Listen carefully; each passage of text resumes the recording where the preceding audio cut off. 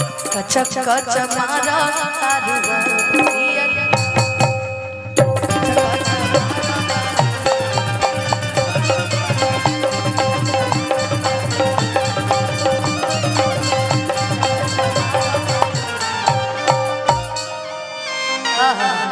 कि पियर फराक वाली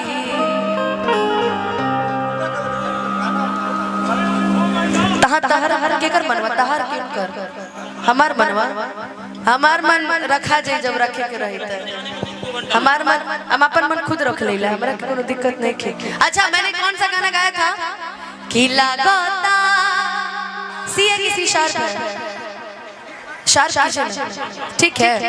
खिला गाता कभी दीवाना हो फोटो के चुमे ले रोजाना हो कि मान ले ले बिया हमके पहती कि मान ले ले बिया हमके पहती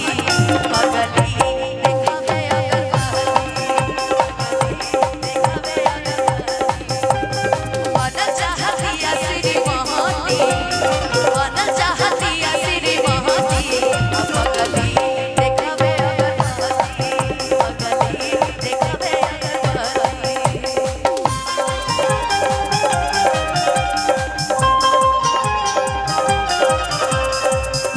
तेरी चुनरिया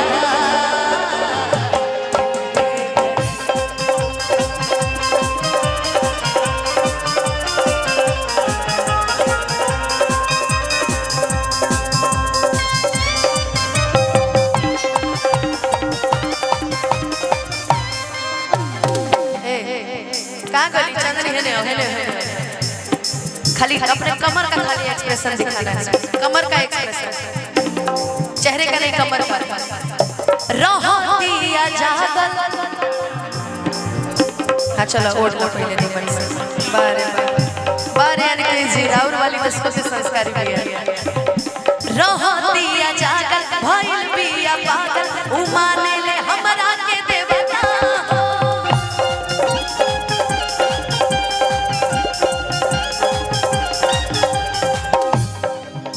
कोई चाहे शादी बाजा बजवादी छपा ले ले बिया उन्हें बता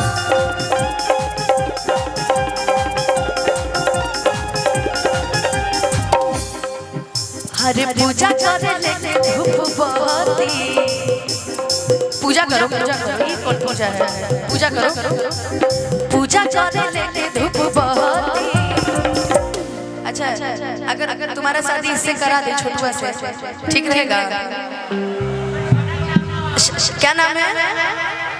छोटू नाम है बाबू तुम्हारा छोटू नाम है क्या नाम है इधर आओ हमरा बुझा रहा है कि ठंडी ढेर लगा है आइए दादा रहने दीजिए बेचारे को ठंडी ज्यादा लग रहा है रहने दीजिए हेने आओ बाप रे बाप हो के ठंडी ज्यादा लगा है तू वही बोल हेने आओ सब अपना सबकर मम्मी मना कोइले बड़ी सबके कि सुन लइका के जइए मत है कि पूजा करे लेके धूप बहती हेने पूजा कर हेने पूजा कर चल तू सामने पूजा कर चल पूजा अरे यार पूजा भगवान की भी होती है कि पूजा करे लेके धूप बहती पूजा करे लेके धूप बहती अपगली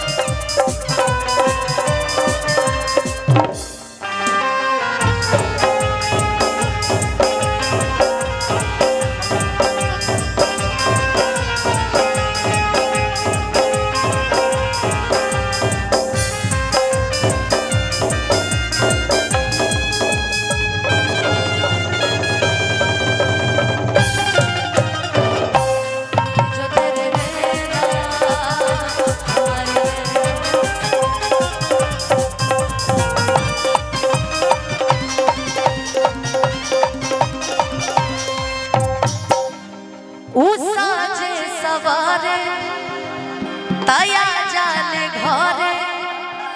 अब पीछे पीछे आंसू के चला के हो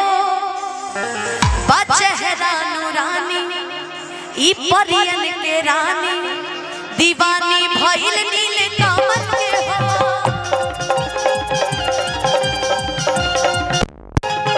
दूर न रहले को रहती दूर न रहले को रहती अपगली बोलो पगली देखावे अगरबत्ती कि पगली देखावे अगरबत्ती। एते पुदीना बोलते एक बार ले लो पुदीना है ने सिमरन ने एक बार बोल दो बाबू बहुत सुंदर पुदीना बोलती है बोल दो बाबू एक बार चल एक बार बोल एक बार जल्दी बोलो जल्दी ले लो पुदीना हाँ हाँ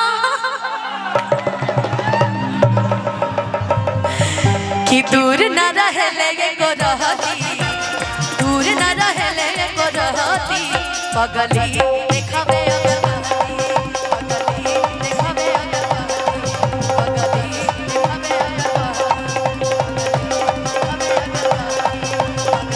देखावे अगरबत्ती